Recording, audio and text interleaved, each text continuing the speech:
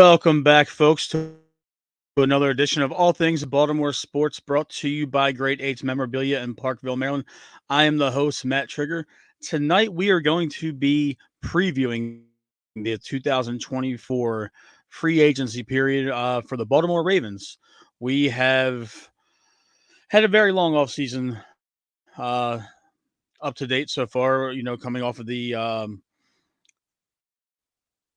catastrophic AFC Championship loss to the Kansas City Chiefs.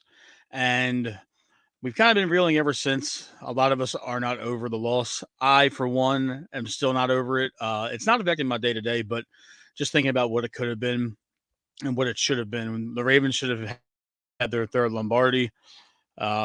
This roster that was paired together was primed for a run, and they were built to win a championship this year.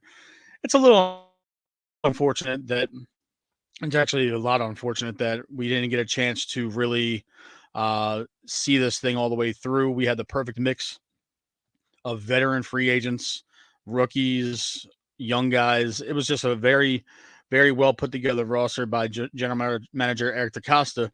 And to be honest, he's got his work cut out for him this year. There's no other way to put that. He's definitely got a tall order in rebuilding this football team. There's upwards of 25 free agents that contributed to the team in some way or another.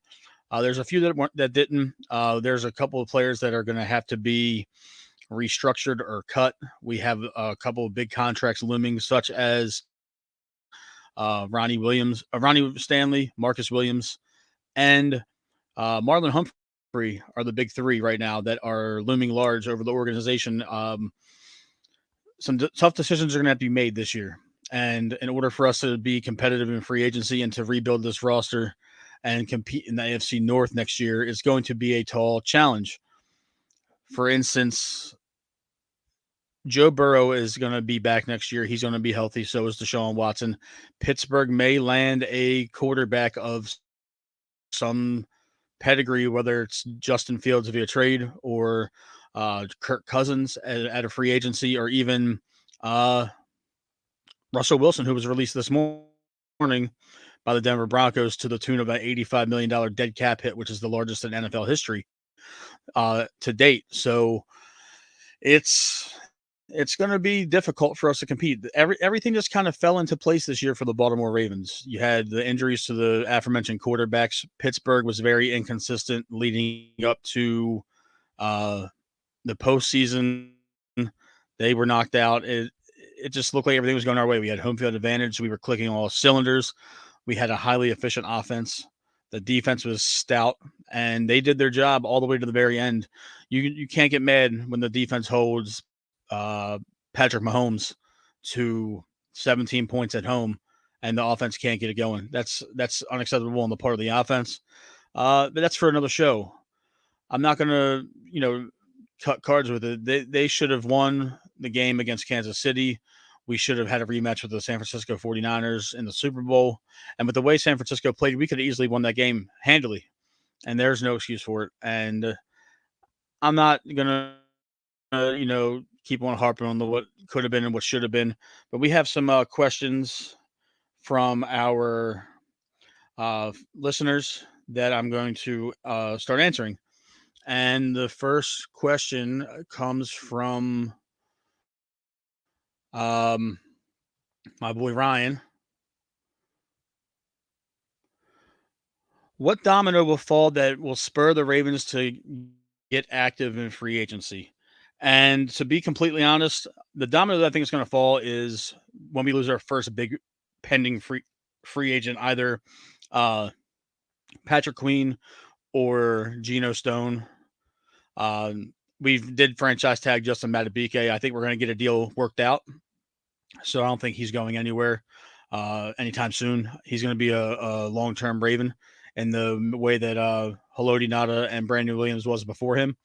So I really do believe that the domino that's going to fall will be the departure of Patrick Queen or Geno Stone, or even somebody such as Jadeveon Clowney or Kevin Zeitler. It could all be any one of those guys. And I believe that's gonna kind of shift us into gear. Of course, we have to make some restructures or cuts because the Ravens are pressed against the cap right now, just about $16 million, and that's not a lot to work with when you're talking about today's free agency. It's going to be a lot of under the radar guys, a lot of scraping by, uh, which is a good thing if you look at last year. But not every year is Eric DeCosta going to bat 1,000 on his free agents from start to finish. And a lot of the free agents that we added last year weren't added until training camp, if not later, with the exception of Odell Beckham Jr. And we scrounged the waiver wire for a guy like Arthur Millette last year that was a huge contributor on special teams early on, and then became quite the defender as the season progressed. And it's going to be hard to keep a lot of these guys, and I'm not going to say that we're going to lose all of them, but a lot of these guys are going to depart Baltimore. And I think personally that Queen or Stone propels the Ravens into the area of having to make a splash in free agency, not necessarily a huge signing, but somebody's going to be added that we didn't even expect coming. A lot of us didn't expect Marcus Williams a couple years ago. A lot of us didn't expect Zeitler a couple years ago before that. So I have a feeling that's going to propel us to push into free agency just a little bit more. My brother Drew asked, how do we address the Ravens pass rush? And to be quite frank, you're going to have to hope and pray that nobody goes and gives Clowney or Van Noy a huge chunk of money. Between both of those guys, we had nearly 20 sacks combined. Odafe Owe added another handful this year. And after that, it was pretty much a combined effort between Patrick Queen, Kyle Hamilton, Arthur Millette, Marlon Humphrey, all those guys that are the blitzers. And there's not a lot, going on in terms of what the Ravens can add in free agency. The biggest name out there that's been linked to us lately has been Brian Burns of the Carolina Panthers via trade. We don't have the draft capital nor the money, the cap space to add somebody of that nature. He's 26 years old and he's looking for 25 million to 30 million annually. He's not going to get that here. He's got to go to a team that has that cap space that's on the upswing. The Ravens aren't in the business for that collateral to be spent on one guy. And it would not make any sense feasibly to, go in that direction. They can't do it. It's illogical for them to feel as though that they should be players in the trade market. And DeCosta's pulled off plenty of trades before, but they haven't been for somebody like this to where the Panthers are going to be expecting multiple ones plus some, and then we're going to have to kick out that kind of money. It does not make sense at all. And I believe that they're just going to have to wait this out to where they add through the draft and then they add on the back end. Maybe Van Noy doesn't have anybody kick his tires and we can get into May or June before we bring Van Noy back. And the same thing with Clowney. Those guys succeeded without having to go through training camp, which is a fantastic thing. So maybe if those guys don't get touched, Clowney loved it here. His agent said that he was happy here. This is the first time he's ever been happy after a season. I believe that would be beneficial to the Baltimore Ravens to see if they can get something done with Clowney and Van Noy for a little bit higher than the veteran minimum that they signed for the last year, but you can't lowball them and have them go elsewhere. They were integral to the team. They both play the run very well, and they both got a lot of pressure. Now, the only thing is different defensive coordinator. Their D-line coach departed for the Miami Dolphins. Anthony Weaver damn sure deserved that. So it's going to be tough. It's definitely going to be tough. Let's go to some Facebook comments, and let's see here.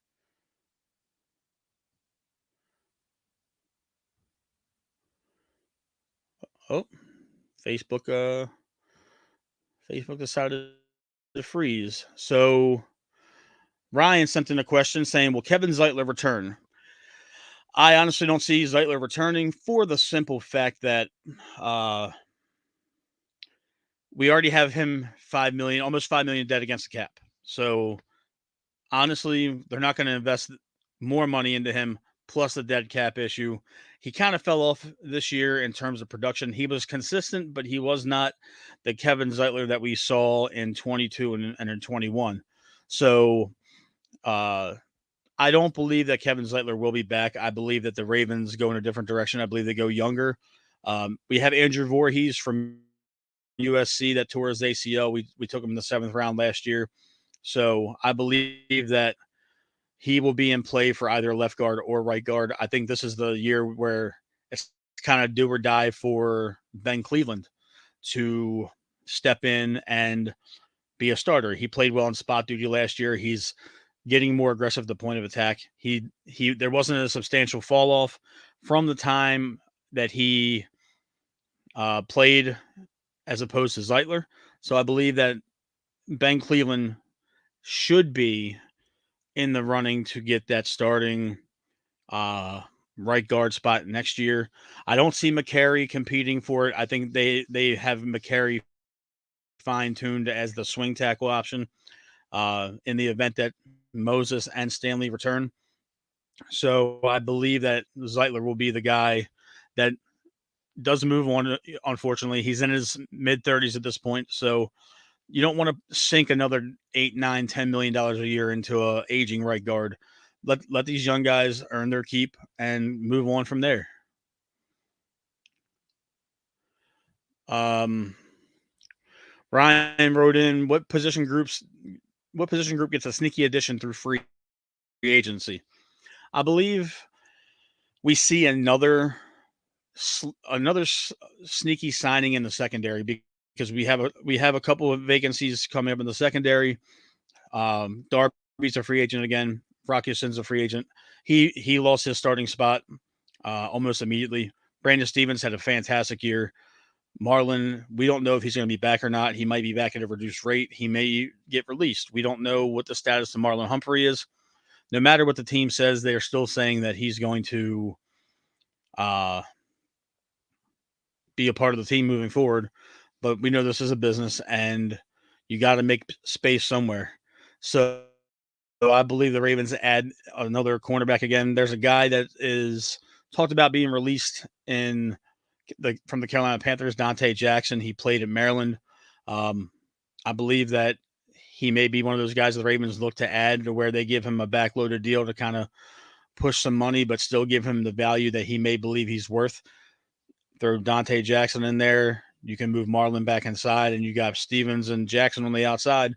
That could be a good pairing for the 24 season, especially with this AFC North where the receivers are good. No matter where you look, Amari Cooper in Cleveland, you have Pickens and Deontay Johnson in Pittsburgh, and you got Jamar Chase and T. Higgins over in Cincinnati. So that can be a very good addition through kind of like a sweetheart deal on the back end of that to where Dante Jackson could be a potential Raven. He's a good fit, in my opinion. He's physical.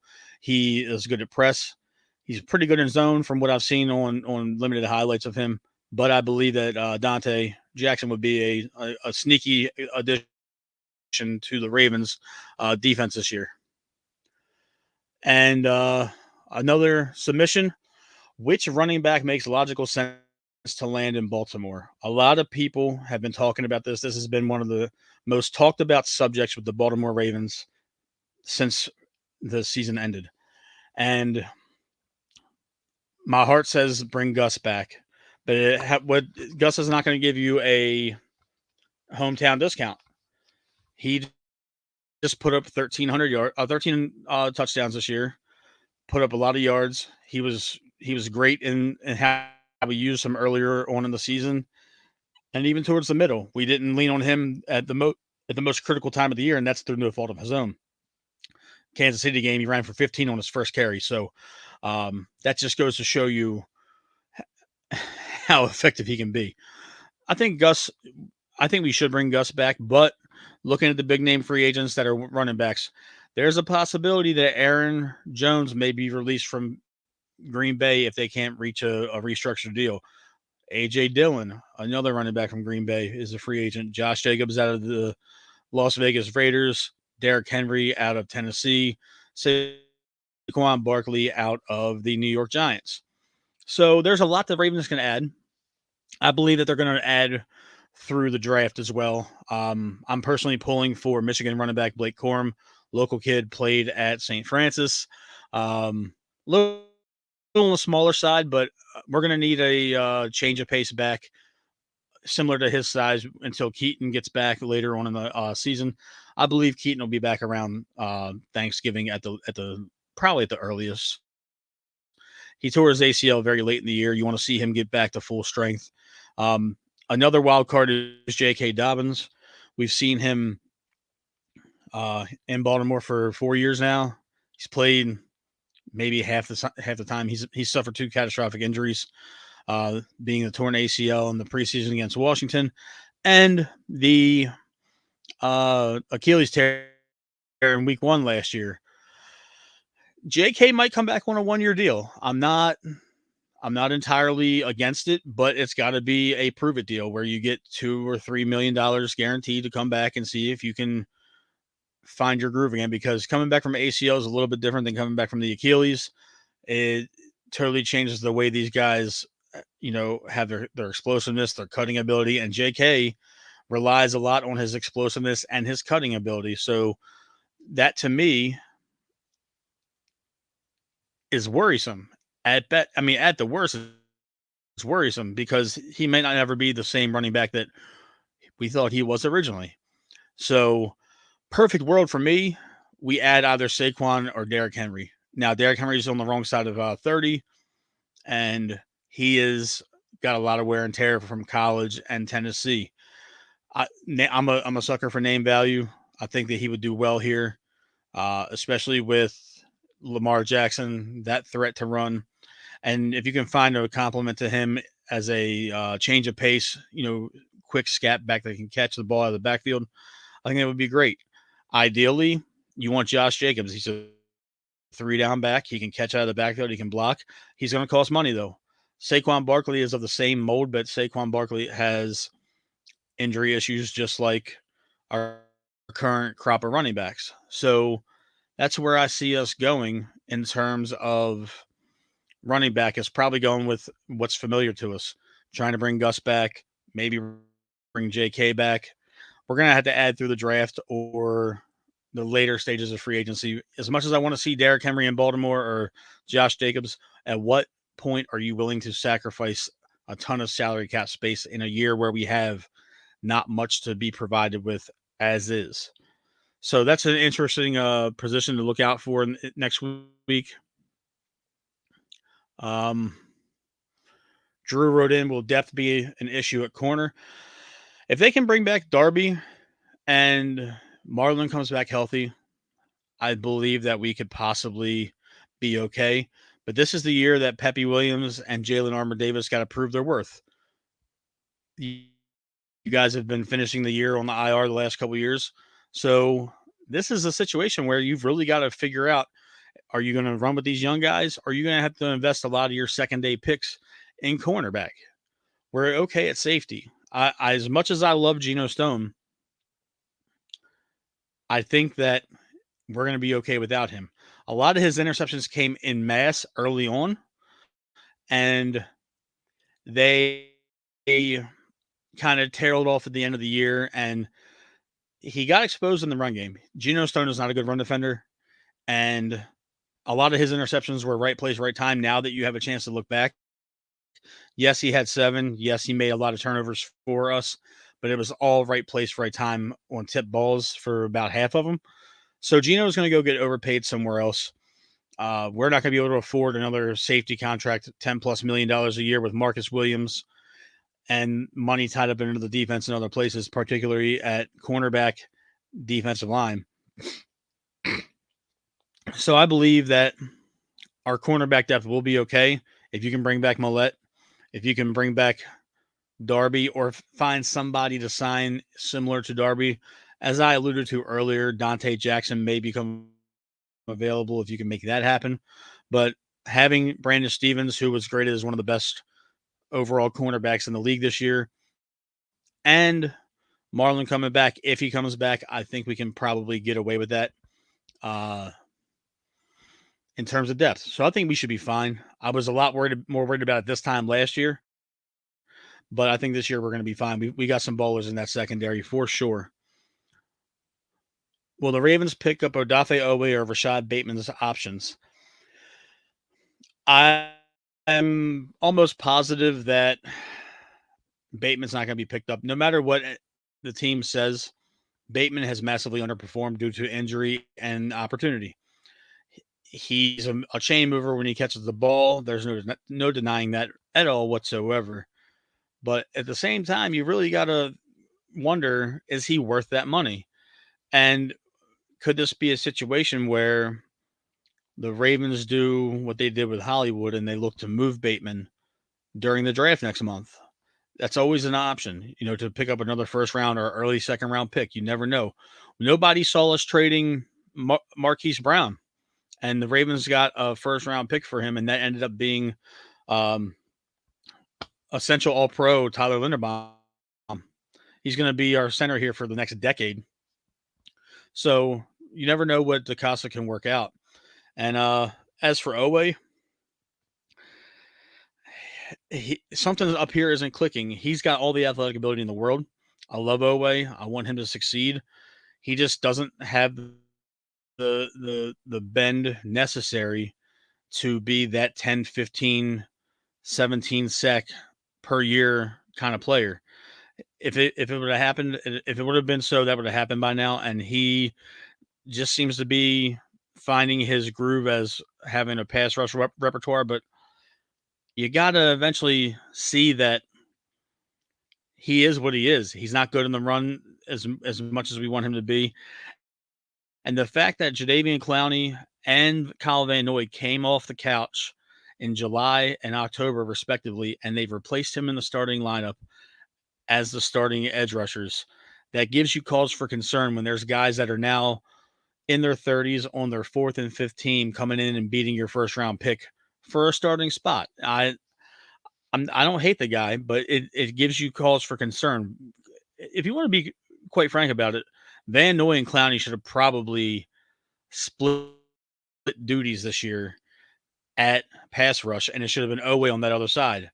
And Ojabo. We don't know what we're going to get with Ojabo either, so that's a whole nother story. But yeah, this is a situation where they may pick up Owe's option to give him yet another chance next year, but we'll see, man. I don't necessarily think that Owe deserves that fifth year, but if you had to pick one or the other, I'm gonna take Owe over Bateman because we have better pass catchers on the team than Rashad Bateman. They used a first round pick on Zay, and Zay looks to be every bit of an all-star wide receiver. So, that's one of those situations where Bateman may be on the outside looking in, or he may be dressed in a different uniform come July.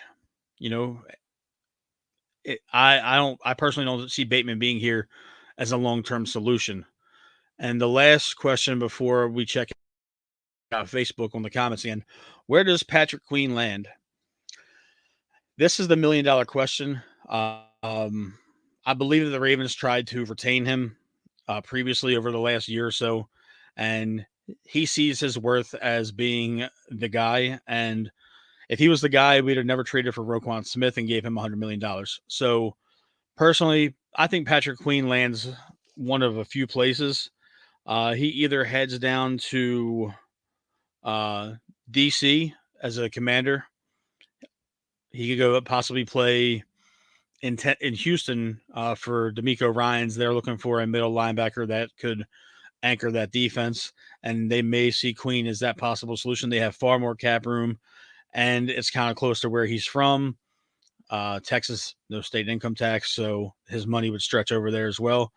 If I was a betting man, I would say Patrick Queen is heading to Seattle to be Mike McDonald's middle linebacker.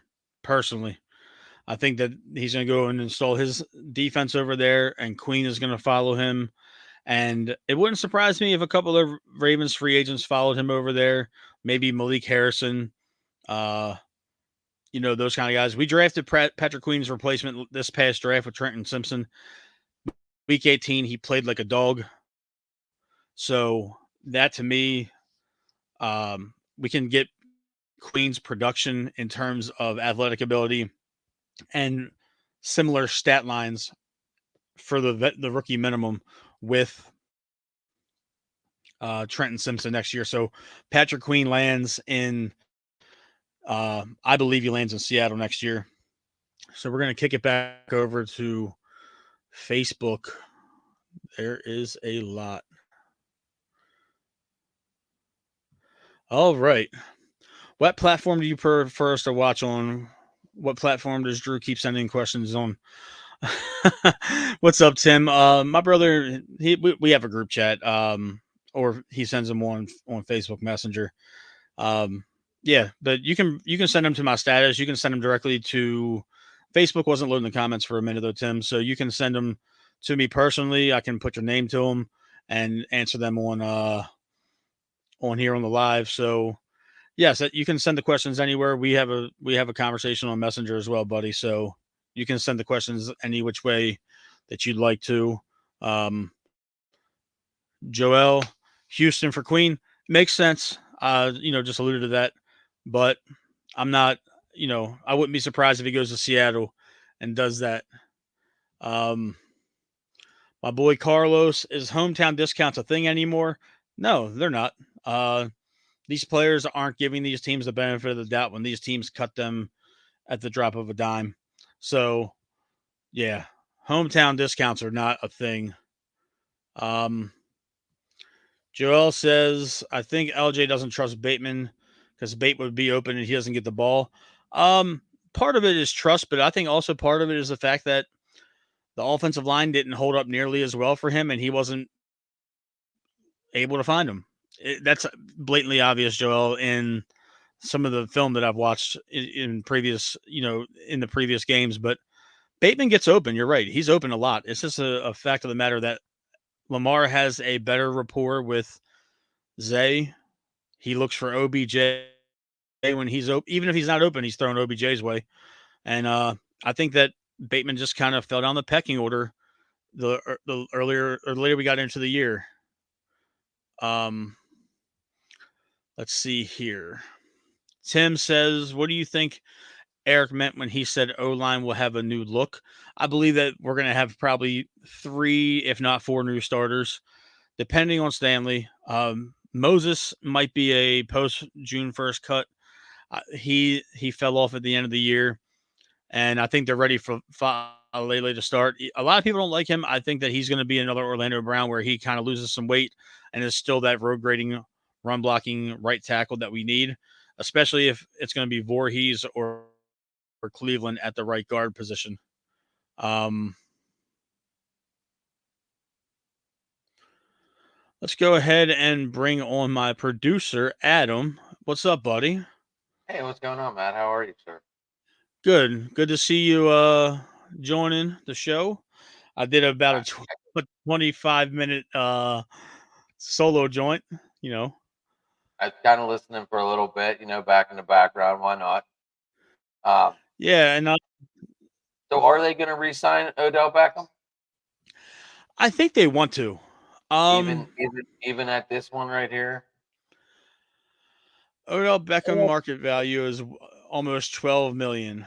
I don't think he's going to come back for anywhere close to what we signed him for this past year. That 15 to 18 million guaranteed. Odell had a typical wide receiver 3 stat line in a run first offense at that. So if Odell says he'll come back for 4 or 5 million, but 12, I That's highly, the market highly doubt value on that. him on the pro stats. I didn't catch what you were doing on offense. What about Gus Edwards while we're at on offense? I mean, I touched on it a little bit earlier. Gus is along the lines of, um, Well, there it is right there. I didn't have got a chance to read it. yeah, I mean, he's gonna see. That's exactly what he pretty much made for us.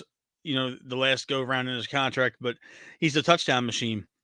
He's a 6'3", 240-pound running back, and he will be in demand. Some team that thinks that they're a power back away from being competitive will certainly look his way.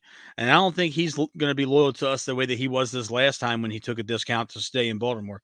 So, yeah, let's So see. I guess this is a little bit of a trickery question. I don't know if you touched on it, but both of your backup quarterbacks are gone this year. What do you do on this?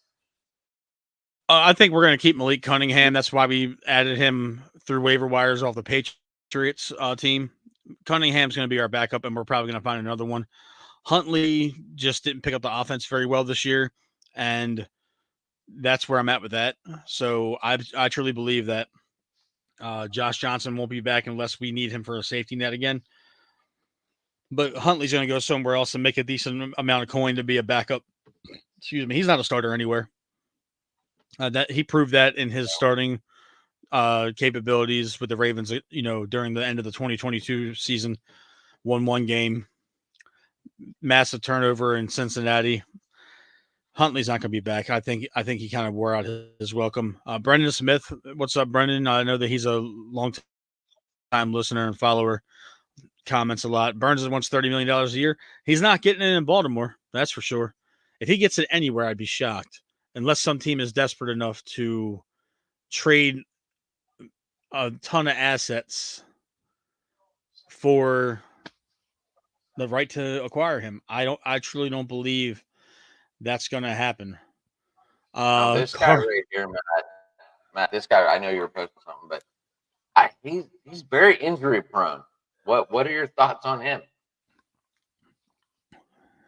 I mean, if he comes back very cheap, I'm okay with it. But JK's done nothing to make me believe that he is a full-time 3-down back in this league. He got hurt in the preseason in 2021, was out that entire year, came back in 2022. He was hobbled, and he managed to get through half the year. Didn't really find his explosiveness. And then week 1, 2023, tears his Achilles. So he was hurt in Ohio State. He's got a lot of wear and tear on him. He's got a reconstructed ACL and now a reconstructed Achilles. I don't trust him to be an every down back. So unless you can go out there and find an every down back, such as Jacobs or Henry or Saquon, even to a degree, I don't agree giving J.K. Dobbins $3 or $4 million at all. So who are you now? Now you have obviously. I just heard you talking about Queen a minute ago. His market value was what 18.5, I believe that's what he was asking. 5 years, almost 92. He's gonna get it. I fully 100% believe Queen is gonna get what he's asking for. It just won't be here in Baltimore. He'll go down to Houston. He'll go over to Seattle. He could potentially go down to Washington. So I think that he's going to get paid handsomely. It is not going to be here. They invested the money in Roquan immediately after trading for him. They put a 3rd round pick into the Clemson kid, Trenton Simpson. The writing was on the wall last year. They cemented it by drafting Simpson this year. And the way he played against you guys in Pittsburgh in week 18, the guy had a ton of tackles.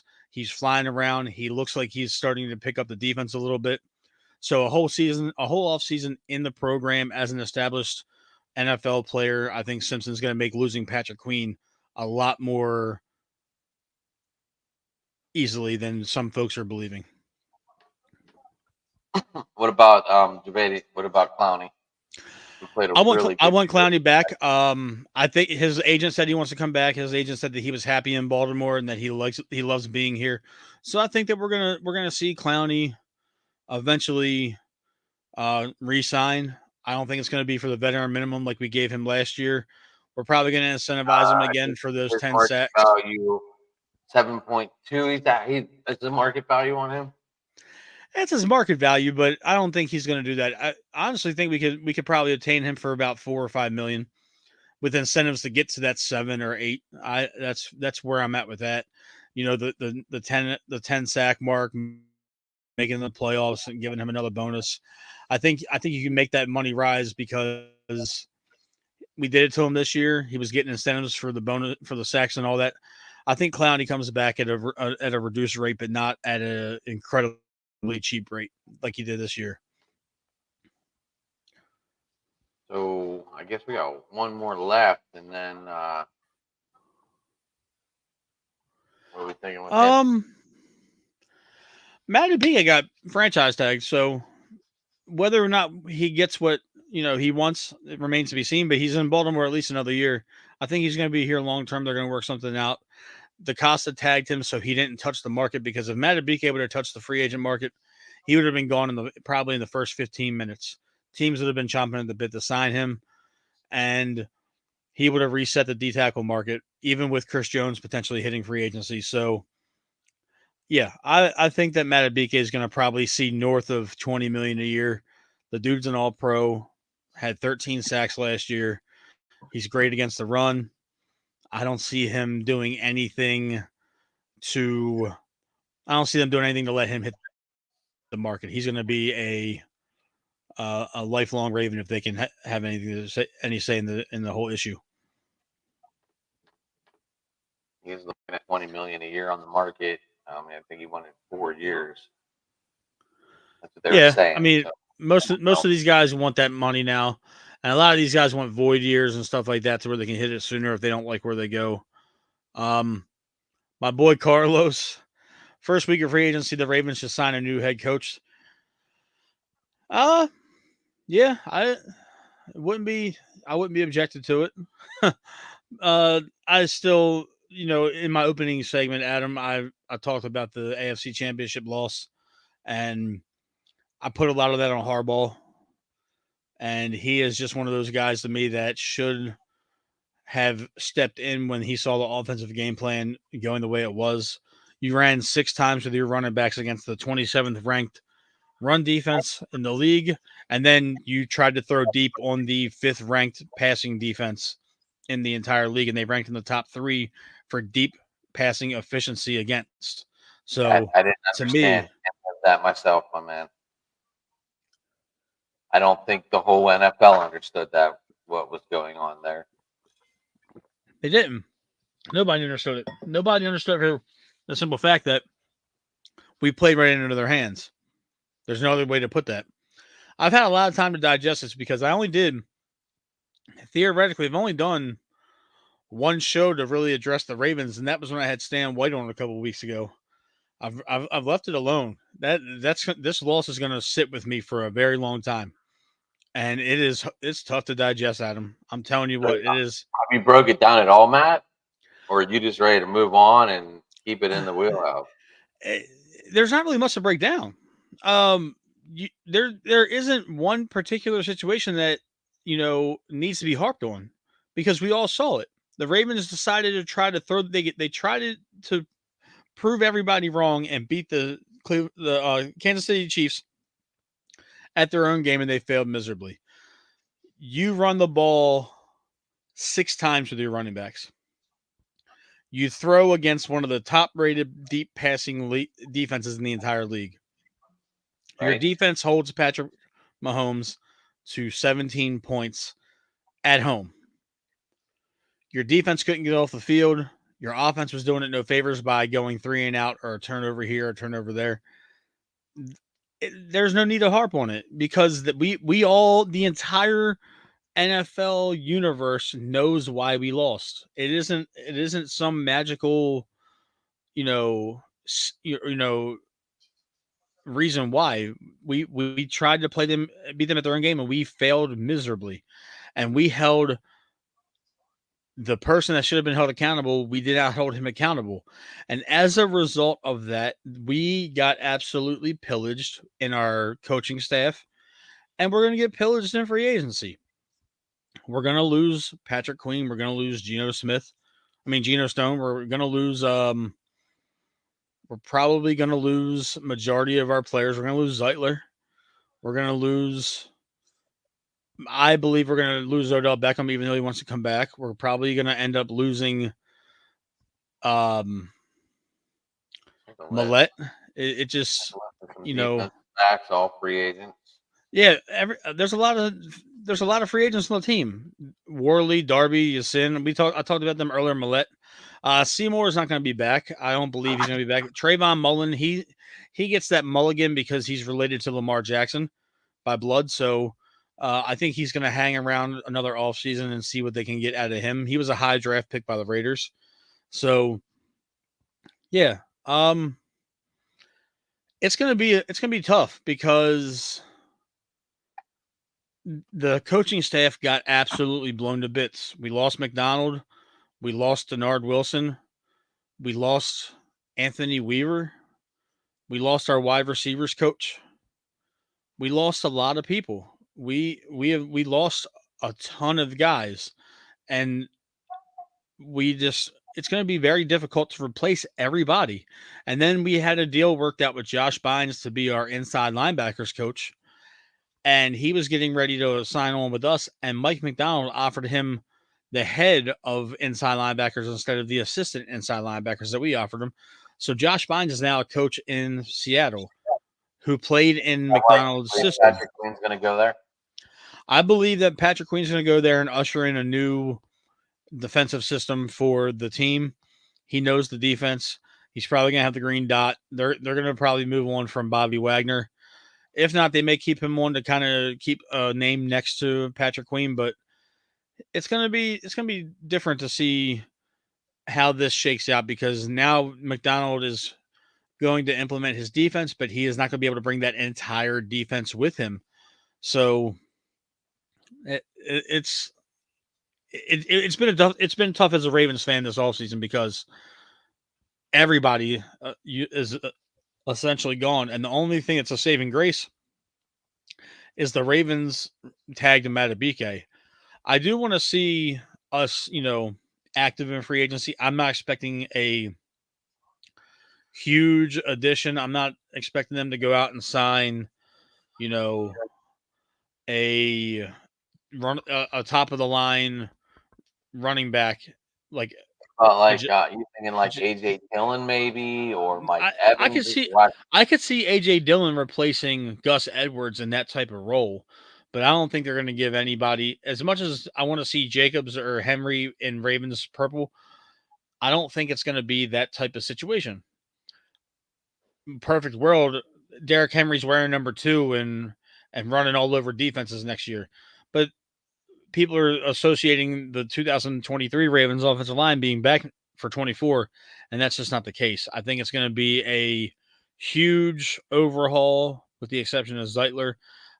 Maybe we bring Moses back, but if Stanley can't come down off of that $28 million cap hit, he may be a post June 1 cut, and we may have to go in a different direction at left tackle, which is not ideal, but you gotta do something because the Ravens don't have a whole lot of money to work with, and now you get into a dangerous zone where if you got to go to somebody like Lamar Jackson and say, "Hey, can we restructure you to bring free agents in or keep some of our guys?" He'll say, "Yeah," but now you're kicking the can down the road a little bit, and all of a sudden, what might have been a $55 million cap hit in 2026, hypothetically speaking, could be upwards of 60, 65. And you don't want to be in the position that the Denver Broncos are in where you have $85 million on a quarterback that you can't afford and you got to cut them loose. So that was disturbed when I read that today, but I knew it was coming. we all knew it was coming, but the Denver Broncos owners, they can afford it. They own Walmart. So, I mean, if anybody can absorb that hit and just kind of grin and bear it, they're going to go get their quarterback in the draft or they're. Like you didn't even get a look at Dalvin Cook, really. I mean, you aren't going to try and bring him back, are you? I think they will. I think they'll bring Dalvin Cook back to be on the team over the offseason and see if he can kind of pick up the scheme altogether and possibly work his way into the rotation. I wouldn't be objective to that. Melvin Gordon, his days are done here. But I would like to see Dalvin get a legitimate chance to learn our offense, get in the system, get into the OTAs, in the weight room, in the film room, and let him go about it as a Raven over the course of the next few months before you bring him back and don't have him in the building, and you bring him back in July or August. I don't think that would be fair to him. So I think Dalvin would benefit from a whole off season as a Raven. Well, you do have 18.5 million it looks to spend on free agency about. I saw on Spot Track it was 16.5. So I'm sure that's going to increase. We're going to have a lot of decisions to make. I talked earlier about Marcus Williams' cap hit. You got Morgan Moses' cap hit. You got Ronnie Stanley and Marlon Humphrey. Some decisions are going to have to be made because we've asked a lot of these guys to restructure already, and now it's time to pay the piper on a lot of these guys. And a lot of these guys, their production does not match the money that they are making. And it can be argued Marcus Williams hasn't lived up to his $14 million a year because he's finished the year hurt both years that he's been a Raven. And then Ronnie Stanley has not been right since he broke his leg. And even though he looks to be better at run blocking than he's ever been, his pass blocking is a lot to be desired. He's not that all pro left tackle that we signed back in 2019 to that long term extension. So to me, Ronnie, honestly, he looks like a right tackle right now. Great at run blocking, not mediocre against the pass rush, but he's a road grader and he can move. So I know that he would ask for a trade before he ever moved to the right side, but I think at this point in his career, moving to right tackle would elongate his career by a couple years. Is that what you want to see happen, or is that just talks around the neighborhood? I want to see Stanley stay at Raven. I like Ronnie Stanley. I think he's better than a lot of the options that are out there at left tackle. And I know the offensive line is deep this year in the draft. And the one offensive tackle that I would want to replace him is Joe Alt from Notre Dame. And I do not see Joe Alt falling into the late 20s. If he gets past 10, I would be shocked. He's a generational left tackle talent, coincidentally, out of Notre Dame. So, these guys are, we're not going to be, they're not going to be around when we're ready to pick. And that's just You're thinking this kid's going to be like a Joe Thomas? Yeah, I do. I think he's going to be a Joe Thomas or a Tony Baselli type of mold. I'm not going to say. I mean, he's not nearly as big as Jo or Walter Jones. I didn't think about that. Sorry, I was just thinking like great left tackles, and Joe Thomas naturally just retired.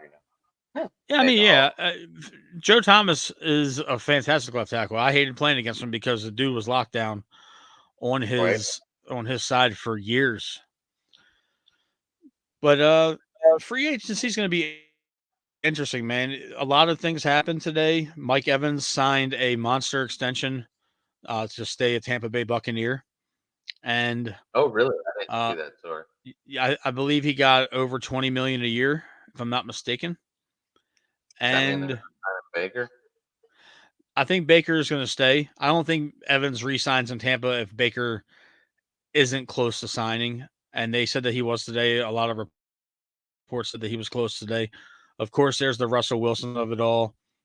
He may be a Pittsburgh Steeler next year, Adam. I hope not. In your perfect world, who's the starting quarterback for your Pittsburgh Steelers next year? I don't know. It's probably going to be Kenny Pickett. They're so sold on him. Yeah, they're sold on him until the possibility of adding. After 25 games, you pretty much know how this quarterback's going to do. And well, Kenny, like he showed a lot of potential in the college world, but he also stayed that extra year. So he came out, he was already the age Lamar is. I don't know. Like there's not a lot of ceiling left in Kenny Pickett, unfortunately. That's a fair assessment. I mean, I want you guys to keep him as a starter because to me, he's the worst quarterback in the division. I get Browns on Wednesday, and Ed's going to come on, And we're going to talk about that because, unfortunately, Flacco played all those games, and eventually it looked like the age finally caught up to him when it shouldn't have caught up to him in the playoff game. Yeah. And But before I wrap the show, though, Adam, how do you see free agency playing out? Do you have any big old predictions for a surprise signing, something we didn't see coming, or not even just for your Pittsburgh Steelers, but just overall in the general in the league? I want to say Saquon's going to end up in Dallas because that's where he really wants to go. That's interesting. If Saquon ends up going to the Dallas Cowboys, that puts them in a very good spot to be dominant in the NFC East. But then again, that's like the ultimate question, Matt. You're putting two starting running backs together, and we both know that is not fair in the NFL. Pollard's a free agent. He is? He I is. thought they locked him away until next year. I believe he's a free agent this year. I thought he was locked away until next year. I could be wrong. Yeah, I'm looking forward to seeing how this plays out. I'm interested to see where some of our guys go. As much as it's going to break our heart, a lot of the fan base is grown fond of Geno Stone and Patrick Queen, and those are the two main guys to keep an eye on for Baltimore Ravens fans as we approach the free agency next week. But yeah, buddy, I say we're gonna wrap the show.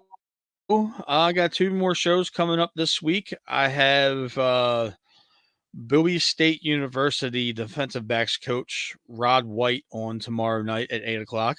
Rod is Rod White. He is a defensive backs coach for Bowie State University Bulldogs here in Maryland, down in PG County.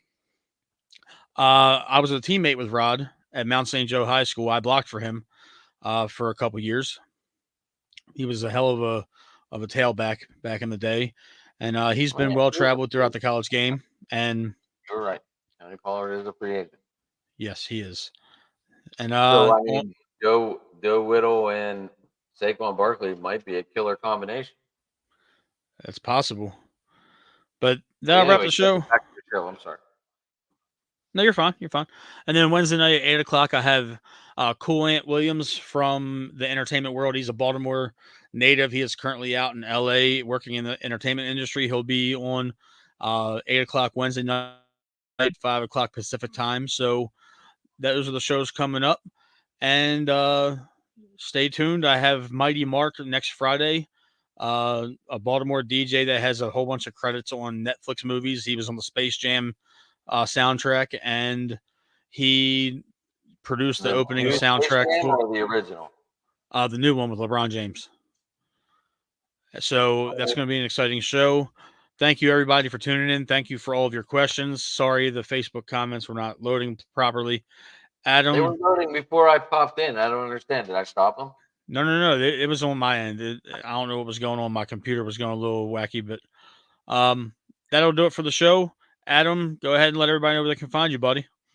Sports Talking It on the X now, formerly known as Twitter, as people would say. Also, Driving to the Top Productions on YouTube. Check us out there. Got all the channels updated. Dylan is still live right now from what I just saw. Yeah, I have Wednesday. We got a show coming up. Sunday night we have NFL Updated coming on. Trying to work something out for Thursday right now, so I am still trying to get that Nikki Geist conversation in. She sent me her email today to get in touch with her team, so we'll see what happens. There you go. Apparently, she doesn't pay attention to her DMs and Twitter, and she sent me an email today and said, email them and let them know. So I probably will have a show with her eventually, and I'm excited about that because I always like talking Giants, I guess, especially after the Saquon news. Yes, I'm playing with the dog. She's been inside the house. I love that your dog whoops your ass every time you're on my show. I know. But that's a wrap, folks. Tomorrow night, Rod White Sr., defensive backs coach for Bowie, joins the show. Cool Ant Williams on Wednesday night at 8 o'clock. Next week will be Mighty Mark, and potentially coming soon will be an episode with WBAL reporter and Mount St. Joe alumni Barry Sims. We'll be talking some Baltimore news then. So that's a wrap, folks, and we'll see you tomorrow night.